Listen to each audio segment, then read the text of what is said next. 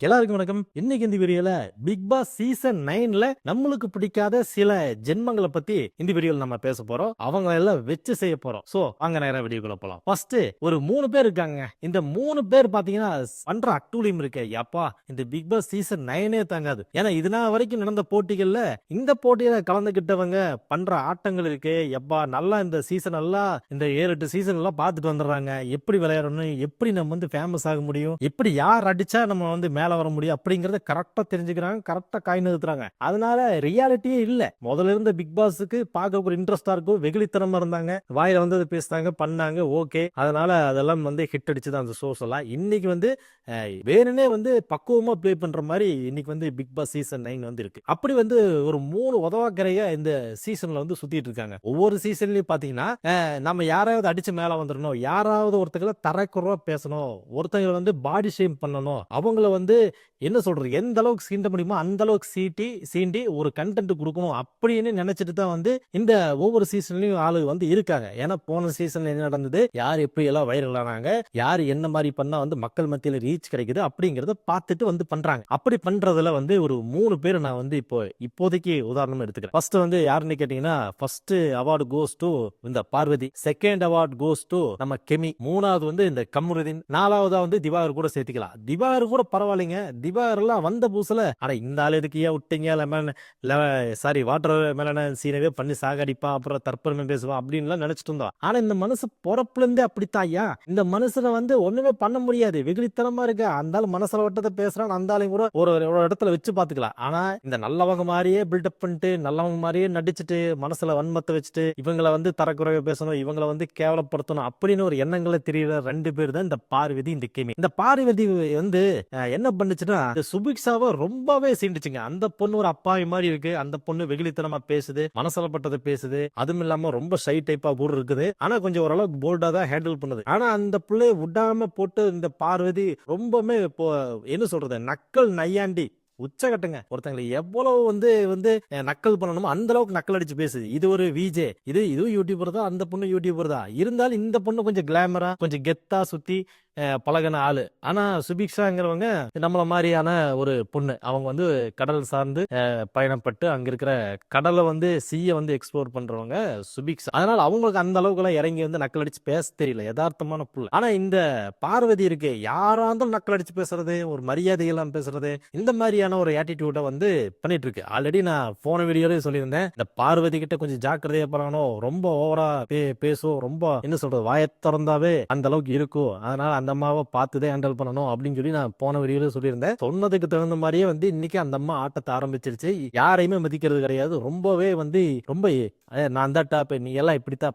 அப்படிங்கிற மாதிரி வந்து நடந்துக்குது. அப்படித்தான் வந்து இந்த சுபிக்ஷாவை வச்சு செஞ்சது இந்த 2-3 நாளா. சரி, இது ஒரு பக்கம் இருக்க, இந்த என்ன சொல்றது, ஆம்பளையில் விட்டு வைக்கிறது இல்ல, யாரையா இருந்தாலும் சரி ஒரு போற பகுல ஒரு போர்டு போட்டு போயிடுறது, அந்த அளவுக்கு கேவலமா பண்றது. அதுவும் இல்லாம பாத்தீங்கன்னா, இந்த வீடு கூட்டுற சீமாரை வச்சு நான் இப்படித்தான் பண்ணேன், இப்படி கூட்டுவோம் அப்படி கூட்டுவோன்னு சொல்லிட்டு சீமாரை வச்சுட்டு எல்லாரும் மூஞ்சலி விட்டு விளாசிட்டு இருக்கு. இதெல்லாம் வந்து என்ன சொல்றது, வேற யாராவது இது போட்டி மட்டும் இல்லாம இருந்தா ஓங்கி நாளா பப்பிடுவானுங்க, அது ஷியூர். இது ஒரு என்ன சொல்றது, ஒரு பிக் பாஸ்ங்கிற ஒரு வீட்டுக்குள்ள இருக்கிறனால எல்லாரும் கம்மு இருக்கானுங்க. அதுதான் வந்து இன்னைக்கு இந்த பார்வதி வந்து ஆட்டம் போட்டுக்கிட்டு இருக்கு. ஏன்னா இந்த அம்மாக்கு வெளியே வந்து ஒரு நல்ல ஒரு இமேஜ் கிரியேட் பண்ணணும், நம்ம வந்து ஒரு பேசு பொருளா இருக்கணும், ஒரு கண்டென்ட் வந்து நம்ம வந்து கொடுக்கணும், மக்கள் வந்து நம்மளை பத்தியே வந்து பேசிட்டு இருக்கணும் அப்படிங்கிற மாதிரி நினைச்சு இந்த அம்மா பண்ணிட்டு இருக்கு. இதே வேலை இதுவும் கூட பரவாயில்ல, ஏதோ வாயில வந்து பேசுது, கொஞ்சம் ஏளனமா பேசுது, கொஞ்சம் ஒரு கெத்துல சுத்திட்டு இருக்கு அப்படின்னு சொல்லி இது ஒரு செக்ஷன்ல வச்சுக்கலாம். இன்னொரு செக்ஷன் பாத்தீங்கன்னா இந்த கெமி என்ன சொல்றது, பார்த்தா என்ன சொல்றது, முரட்டு பீஸ் மாதிரி இருக்குது. ஆனா பஜாரி மாதிரி நடக்குது, கத்துது, கர்ம காதலே கேட்க முடியுதுல. ஒருத்தர்கிட்டயும் ஒரு சாப்டான ஒரு அணுகுமுறை கிடையாது. அது மட்டும் இல்லாம இன்னைக்கு திவாகரை போட்டு பொலன்னு பழகுது. ஆல்ரெடி முந்தா நேத்து பாத்தீங்கன்னா திவாகரம் ஓவர் கத்து, எதுக்குது இந்த வரட்டு கத்து இல்ல, அந்த ஆளு பாவம், அந்த ஆளு முழிக்கிற அப்படி என்ன பேச, இந்த ஆளு எத்தனையோ பேர்த்த லெப்ட் ஹேண்ட்ல டீல் பண்ணாரு. இன்னைக்கு இந்த ஆளையே இந்த அம்மா வந்து என்ன சொல்ற பொட்டி பாம்பா சுருட்டி போட்டுருச்சு. அந்த அளவுக்கு வாய்ஸ் ரைஸ் பண்ணி திவாகர் கிட்ட கத்திட்டு இருக்கு. அது மட்டும் இல்லாம நேத்து வந்து பாத்தீங்கன்னா திவாகர் வந்து கீழே உட்காந்து பேசிட்டு இருக்கு. அப்படி இந்த அம்மா நடந்து வந்து இப்படி முன்னாடி வந்து நின்று இருக்கு. இந்த ஆள் இப்படி கீழே பார்த்தா அந்த அம்மா மேல பார்த்தா பேச முடியும். உடனே வந்து இந்த அம்மாவுக்கு பேச தெரியாம திவாகர் பேசுறதுக்கு பதில் சொல்ல முடியாம, என் கண்ணை பார்த்து பேசு, வயிற்ற பார்த்து பேசுறியா, எதுக்கு வயிற்ற பார்த்து பேசுறேன்ட்டு உடனே அப்படி ரூட் மாத்திருச்சு. எப்படி கருத்தியல் ரீதியா அணுக முடியல. ஆனா என் உடம்பு பார்த்து பேசுறான், வயிற்ற பார்த்து பேசுறா, மேல பார்த்து பேசுறா, கீழே பார்த்து பேசுறா அப்படின்ட்டு அப்படியே மாத்தி விட்டுருச்சு. அந்த அந்தாள் என்ன பண்ணிட்டு அப்படி சொன்னோன்னே அந்தாள் எந்திரிச்சு அப்படி எந்திரிச்சு இங்க பார்த்து பேசு இங்க பார்த்து பேசு இங்க பார்த்து பேசுன்ட்டு போய் முன்னாடியே போய் நின்று இருக்கு. அப்படி சீப்ப அப்படின்னு திவாகரே காரி துப்பிட்டு அப்படி, அதாவது கரடியே காரி துப்பின மூமெண்ட். அப்படி துப்பியுமே அந்த ஆள் நகரா போய் முன்னாடி நிக்குது. இங்க பார்த்து பேசு இங்க பார்த்து பேசுனா நீ என்ன சொன்ன ஃபர்ஸ்ட் வயிற்ற பார்த்து பேசுறியா, இப்ப நீயே போய் முன்னாடி நின்று எல்லாத்தையும் காமிச்சிட்டு இங்க பார்த்து பேசு இங்க பார்த்து பேசுனா ஒரு மனுஷன் என்னதான் பண்ணுவான். அதனால இவங்களுக்கெல்லாம் ஏதாவது கண்டென்ட் கொடுக்கணும் அப்படின்னா அந்த போட்டியில எப்படி எல்லாம் நம்ம விளையாடினா நம்ம மக்கள் மத்தியில ரீச் ஆவாங்க அப்படின்னு யோசிக்கிறது. எப்படி எல்லாம் ஆப்போசிட்டா விளையாடலாம், எப்படி எல்லாம் நெகட்டிவிட்டியா பிளே பண்ணா மக்கள் மனசுல குயிக்கா ரீச் ஆயிடலாம். அட இந்த பொண்ணு அப்படி பண்ணுச்சு, அட இந்த பொண்ணு இப்படி பண்ணுச்சு அப்படின்னு சொல்லிட்டு நம்மள லைவ்லயே வச்சிருப்பாங்க அப்படிங்கிற ஒரு எண்ணம். இது ஒரு கேடுகட்ட எண்ணம். இதனால நல்ல இமேஜ் உடைய நபர்கள் இந்த பிக் பாஸ் வீட்டுக்குள்ள கண்டென்ட்டுக்காக நம்ம ஒரு ரீச்சுக்காக நினைச்சிட்டு இந்த மாதிரி கேவலமான விஷயங்கள் பண்ணும்போது பேர் கெட்டு போயிருது. ஆல்ரெடி இருக்கிற பேரும் இந்த பிக் பாஸ் வீட்டுக்குள்ள ஃபுல்லாவே கெட்டு போயிருது. இப்படித்தான் இந்த பார்வதியும் கெமி பண்ணிட்டு இருக்காங்க. மூணாவதா பாத்தீங்கன்னா இந்த கம்ருதீன் பாத்தீங்கன்னா நம்ம சீரியல்ல நடிக்கிறாரு. அங்க பார்த்தால ஓவர் பில்டப் பந்தால இல்ல. இந்த சீசன்ல என்னவோ இந்த பிக் பாஸ் வீட்டுக்குள்ள கலந்துக்கிட்டு இந்த ஓவரா இந்த பொண்ணுகளுக்கு எல்லாம் ஜால்ரா போட்டு ஏதாவது அப்படின்னு போய் முன்னாடி நிக்கிறது. யாராவது ஒருத்தங்க யாராவது ஒரு லேடியை சீண்டிட்டாவோ ஏதாவது விஷயத்த சொல்லிட்டா உடனே ஒரு போய் பாதுகாவல நாட்டு போய் முன்னாடி போய் நின்னுக்கிறாரு. எதுக்குன்னு தெரியல. அங்க சீன் போடுறதும் வெட்டி பந்தா பண்றதும் இந்த மாதிரி வேலையெல்லாம் இந்த கம்ருதீன்